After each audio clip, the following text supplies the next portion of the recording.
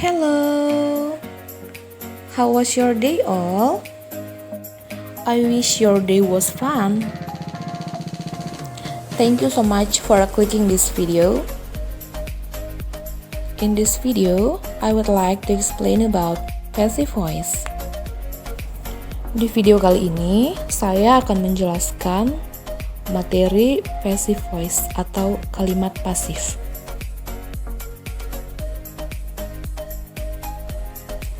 Do you know what is passive voice? Apa yang dimaksud dengan kalimat pasif? Passive voice is a type of sentence in which the subject of the sentence isn't the actor of an action, but rather the recipient of the action. Passive voice atau kalimat pasif ini adalah jenis kalimat yang dimana subjek kalimat bukanlah sebagai pelaku dari sebuah aksi, melainkan dia hanya sebagai penerima aksi atau tindakan. Or in a simple sentence, passive voice tells us what is done to someone or something. Atau dalam kalimat sederhananya, passive voice ini menceritakan kepada kita apa yang telah dilakukan kepada seseorang atau sesuatu. Well, pay attention to the following example. Look at the picture. There is a girl. Now let's describe the picture in simple present tense. A girl solves math problem. Seorang gadis menyelesaikan soal matematika. So now let's analyze the sentence. Mari kita analisa kalimatnya.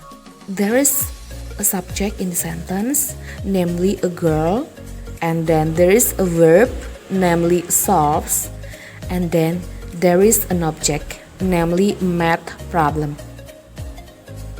Ada subjek, ada kata kerja, dan ada juga objek dalam kalimat ini. Dan pastinya verb yang digunakan dalam kalimat present tense ini adalah verb 1, kata kerja bentuk pertama. Based on grammatical voices in English, this sentence is the example of active voice. Berdasarkan tata bahasa kalimat bahasa Inggris, kalimat ini adalah salah satu contoh kalimat aktif. Active voice is the kind of sentence that we usually use. Active voice atau kalimat aktif adalah kalimat yang biasa kita pakai. In the sentence, subject performs the action on the object. Dalam kalimat ini, subjek itu berfungsi sebagai pelaku dalam suatu aksi. Like in the sentence, the subject, namely the girl, is doing an action, and her action is solving math problem. Seperti contoh ini, subjeknya yaitu seorang gadis melakukan suatu aksi atau tindakan, yaitu menyelesaikan soal matematika. So now our job is to change the form of this sentence into passive voice. Jadi sekarang kita akan mengubah kalimat aktif ini menjadi kalimat pasif. Remember, in passive voice, subject is the recipient of an action. Dalam kalimat pasif, subjeknya adalah sebagai penerima aksi atau tindakan.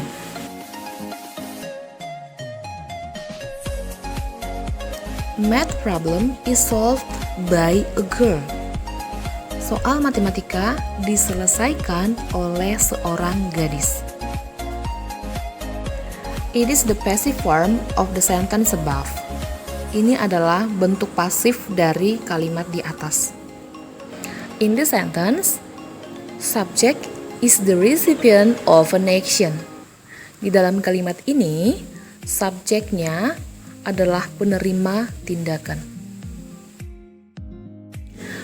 Now let's analyze the sentence. Sekarang kita analisa kalimatnya. Math problem is the subject of the sentence, and then there is to be is because it is in simple present tense, and then there is past participle or verb 3, then by, and the last one is object, namely a girl. In passive voice, we also need to pay attention to the tenses. Like in this example, we know that the tenses used in this passive voice is simple present.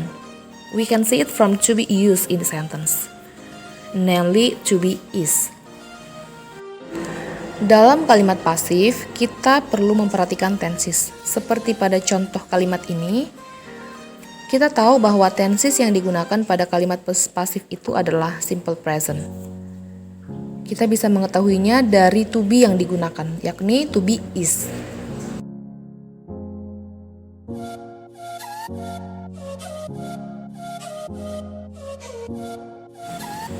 Passive voice consists of subject, verb or to be in the correct tenses, past participle needed or verb 3, and sometimes the agent or the other complement. Kalimat pasif itu terdiri dari subjek, lalu verb atau to be sesuai dengan tensesnya, lalu past participle atau verb 3, dan kadang-kadang menggunakan complement.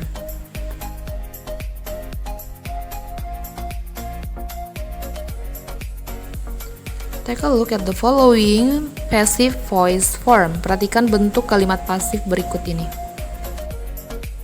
For a simple present tense, to be is MR plus verb 3. For present continuous tense, to be is MR plus being plus verb 3. For present perfect tense, have has plus been plus verb 3. For a simple past tense, was were plus verb 3. For past continuous tense, was were plus being plus verb 3. For past perfect tense, had plus been plus verb 3. For future tense, we use shall or will plus be plus verb 3. And for future perfect tense, we use will plus have plus been plus verb 3.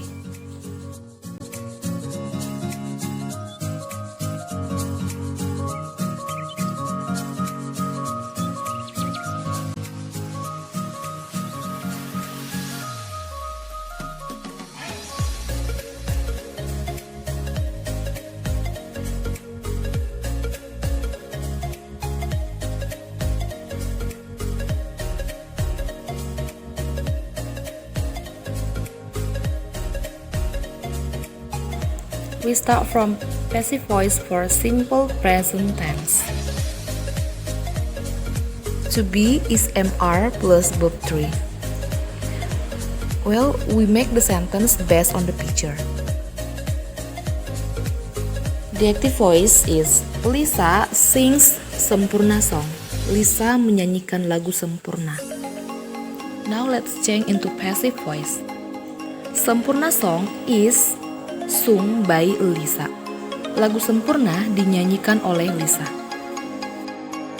Look at the passive voice. There is to be is and verb 3 in the sentence. The second example.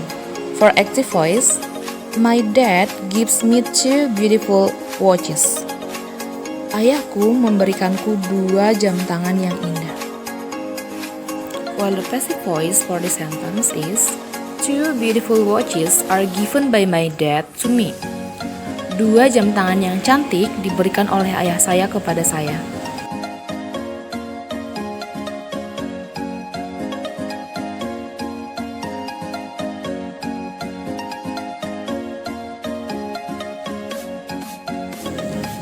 Passive voice for past tense.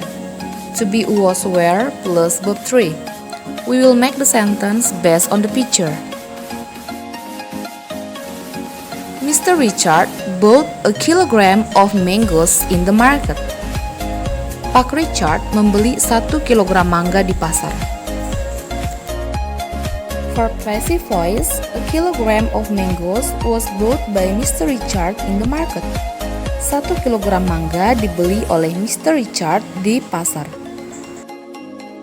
There is to be was and verb 3 in the passive voice.